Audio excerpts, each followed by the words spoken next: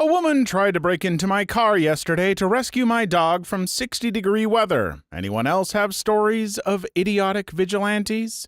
Story 1. A friend's neighbor called the fire department on a bonfire we were having. Not only was the whole group decently quiet, but there was no alcohol involved, and it was only about 9 p.m. He had warned us about an hour before about keeping the fire controlled, even though the flames were really low and in an enclosed pit surrounded by gravel with a hose very close at hand. The fire department came in full gear with their lights on, only to inspect the area and find out that everything was completely safe and legal. I know it's better safe than sorry, but this man was wasting emergency responders' time over probably the safest bonfire I've ever been to. Interestingly, the least safe bonfire I've ever been to was at a firefighter's house. Story 2. When I was 15, I was vacationing with my family near the Ocean City Boardwalk. For those who don't know, it's basically a mile or two of stores, restaurants, and arcades positioned on a wooden walkway near the beach. Anyway, one day I'm on the boardwalk by myself, going to arcades, enjoying myself when I accidentally drop my driver's permit down the cracks of the boardwalk. Not wanting to lose it, I head on down below the boardwalk, it's about 3 feet above the beach, and really easy to get under, and retrieve my card. As I exited, there was this guy standing near where I came out and accused myself stealing someone's credit card. I told him it was my driver's permit, showed it to him, and walked off. Cue about an hour later when I'm back at the rental house when the police knock on the door. They told me they were called about someone stealing a credit card. I explained the story, showed them my permit, and they laughed and walked off. Apparently, the guy followed me for another 30 minutes on the boardwalk, a 15-year-old, through arcades and then half a mile back to the house just so he could call the cops on me. It both peed me off to no ends and creeped me out knowing someone could stalk me that long without me noticing. How did the guy think you stole it? Were you below the boardwalk and you pickpocketed someone from under there? Or did he just think that you saw the card through the slats? I am sure excuses could be made for this guy mistaking you for a thief, but without proof to back his story up, he should mind his own business. Story 3. I was on my way to the park with my border collie Whippet Cross when I ran into an older, clearly slightly crazy woman who wanted to pet her. I lived in a part of my city with quite a few crazy people, and most of them were perfectly harmless, so I didn't think anything of it. At first she was friendly, scratching my dog's head and cooing gibberish. Then she suddenly turned on me and said, "She's so skinny, you must not be feeding her." I explained that she was part Whippet and that was just her natural build, but she wouldn't hear it. She felt my dog's side and started to shout, "I can feel her ribs! I bet I can't feel your ribs! Why should you eat better than her?" She proceeded to stand up and poke me in the ribs, and I walked away with her shouting down the street after me. Story 4. I worked at an ice cream parlor a while back, and we made our own ice cream, waffle cones, chocolates, fudge, etc. Well, one day I'm making waffle cones, and I wasn't being careful. When I went to take a cone off the iron, the top of the iron fell onto the top of my hand. I got a pretty good waffle-shaped burn from it. No biggie, I got it taken care of, but I had a pretty good waffle pattern on my hand for a long time after that. Probably a month after it happened, I had a couple come in who saw my burn while I was giving them their ice cream. They were super concerned about it, and I told them it was nothing, just carelessness on my part. They wouldn't let it go and were convinced that I was being abused in the workplace. They wrote out all sorts of information for me, an abuse hotline, website, etc., and gave it to me before they left. They came in a couple more times and checked up on me. Just strange that they wouldn't accept that the burn wasn't intentional. I mean, their heart was in the right place, but boy, oh boy, folks, aim that heart towards someone in more need. If you work at a place with things that you can burn yourself on, I feel like no matter the safety training you have, eventually you're going to get a burn. I mean, kudos on them for just giving you a number and website in case you needed help, but that is a lot. Story 5. I was in downtown Portland, Oregon with my wife and child, 2 months at the time, on a summer day. I had to get fitted for a suit, so my wife and child went off to the park down the road. 15 minutes into the fitting, my wife comes into the store crying. She goes on to explain that she was yelled at by some lady for bringing my kid outside. The lady followed her the entire way back to the store, screaming about child abuse, and of course, onlookers just stared at my wife. Apparently, the lady threw a fit because it was too windy for an infant. It was about 80 degrees Fahrenheit, 25 Celsius outside, and barely breezy. Apparently, this moron of a woman forgot humans have lived with light breezes for many millennia. For what it's worth, I live in Portland, and if I had seen that, I would have told that lady to mind her own business and leave your wife alone. That's ridiculous.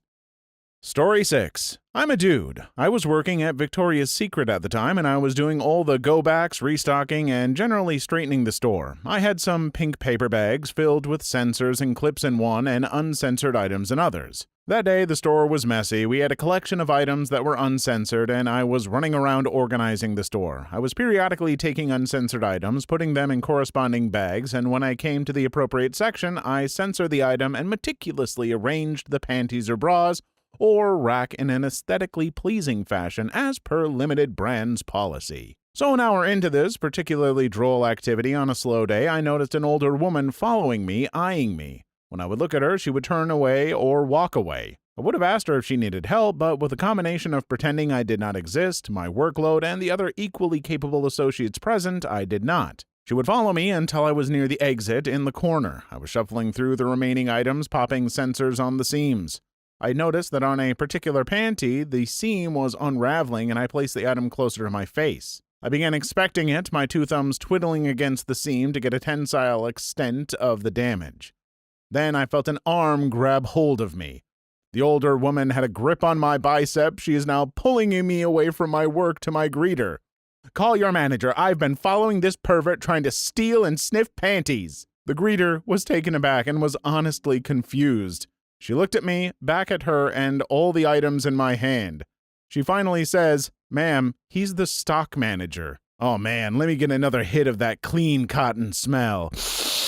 Oh, sweet Jesus, yes. You should have turned to the old lady and been like, "Yeah, that's right. I'm a manager, so I can sniff all the panties I want. I probably sniffed yours before you bought them. I sniff all the panties." Would you have gotten fired?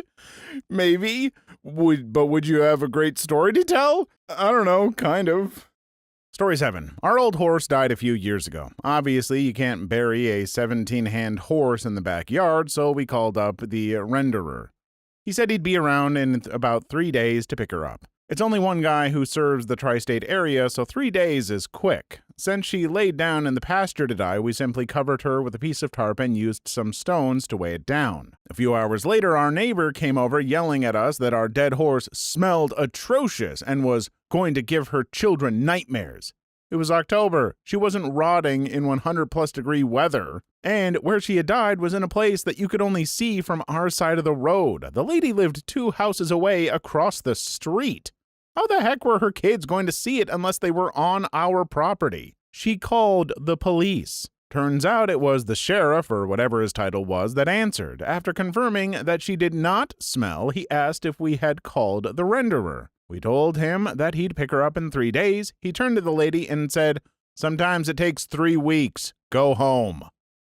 Story 8. I once loaded my groceries and my son, who was about 2, into my car, locked the car, and walked 10 feet to put the cart up. This woman ran out of nowhere screaming that I had abandoned my son in the car to go shopping and called the police on her cell phone. I said, I am right here putting up the cart, not even walking in the direction of the store. She said she knew what I was up to. I just calmly got in my car and drove off. What do you want me to say? Daniel, you've come here and you've bought groceries, but you've also brought your bad habit of putting the cart back. So say that you've abandoned your child. Say it. I've abandoned my child. I've abandoned my boy. Story 9. We lived in Montana, and it was freaking freezing. I had my roughly 3-month-old daughter in a fleece sweater and pants covered in a blanket. In line at a dollar store, she starts to cry. The lady keeps telling me she's cold. I told her she's in fleece in a store with heat. She's not cold. She kept insisting she was cold. I told her she's hungry. It's her feed me cry. She's not cold. As the lady starts getting louder about how us young mothers don't know anything, people naturally started to look. As she continued to scream at me, I told her, "My child is hungry, see?" I lift up my shirt, pop out my boob, and my daughter just went to town. Lady just left her things there and walked out. This right here is what I think is actually meant by don't tell me how to raise my kids. Like, parents are doing things that could mentally or physically harm a child, neglecting them, stuff like that you can say for sure is bad. Call parents out on that, or call CPS if you need to. But if it boils down to, I think I know your child better than you, shut up and don't tell that parent what to do. Okay, maybe not shut up, but maybe just ask if there's anything you could offer to help. They might want advice. Story 10. I was house/dog sitting one summer a couple of years ago. It was an admittedly hot day, but the dogs were anxious to go outside, so I decided they could go outside and play and pee in the yard for about 30 minutes before they needed to come back in. They were a pair of two poorly trained hound mixes and would bark at just about anything that offered interaction. After about 15 minutes, I heard them barking much more than usual and came out, and there was some lady shouting at the dogs from the side of the lawn, getting them all kinds of riled up. I asked her what the heck she was doing, and she starts going off about how she's going to call the animal warden and how I'm torturing these dogs. Look at how they're barking and howling like they're in pain, she says. She's dancing around in front of the dogs, taunting them and shouting at them, and then she has the audacity to tell me that these dogs are barking because they want to come inside. I also don't think my town had an animal warden, and if we did, I don't think he/she would give two fricks. Sounds like that lady needs to calm the hell down. Like, don't leave dogs out barking forever, folks, because that is just rude to your neighbors. Work on a little training. But also, lady, dogs barking when you're right there? Have you not met dogs? Story 11 reminds me of the time when 6-year-old me left my life-size, but not realistic, obviously fabric with permanent stupid grin, toy dog in the back of my dad's car in moderate heat. Some woman had been trying to get into the car for a good 10 minutes, scratching the door in the process, and stood screaming at us whilst my dad tried to tell her it was a toy. She wouldn't even accept it when we got the motionless toy dog out of the car and showed her the care label. In fact, she only went away when the manager of the shop where we parked came outside to see what the heck was going on. Story 12. Here's a story on the right way to do things concerning rescuing dogs. At my restaurant, we noticed a commotion on the other side of the street. One of our hosts went to go check it out, and apparently there was a dog in the car. The meter had 18 minutes left on it, so assuming they had the maximum time, 3 hours, the dog had been in there for a while. I went to check it out, and there was a lady who said we should smash the window and take the dog. To be fair, the dog looked miserable. It was 97 degrees out and super humid. This was right in the middle of the recent East Coast heat wave. Someone else said they had seen the couple who owned the car go into my restaurant. I asked for a description and went and looked for them myself. I found what table they were at and let them know that their dog didn't look like it was doing so well. The man at the table told me that I should mind my own business. I went and checked the seating software and found that the table had been seated for 2.5 hours. The cops were called, the dog was taken, and the couple fined. Haven't seen them since. Mind your own business. Okay, get out of my restaurant. Glad the dog was taken away and hopefully found a better home. As far as that couple in the restaurant, nothing against your restaurant or its cooking, but I hope they got the worst food poisoning of their life. Story 13. Best advice I ever got was from my neighbor while I was a Peace Corps volunteer. I decided for my own sanity and possibly just to feel a little American at home to get a dog. Upon hearing about my plans to get a puppy, she spent an hour lecturing me about how I had to let my dog out to eat trash so that when my dog got out to eat trash, she would not get sick from eating trash. I did my best to assure her that my dog would at no point be out eating trash. She dismissed me as crazy and told me my dog would die from eating trash. Every time I watched my dog, she would point at the trash. My dog is still alive and not eating trash. This story confounds me. Please leave your story in the comments. I would love to make a video on them in the future. Also, don't forget to like and subscribe.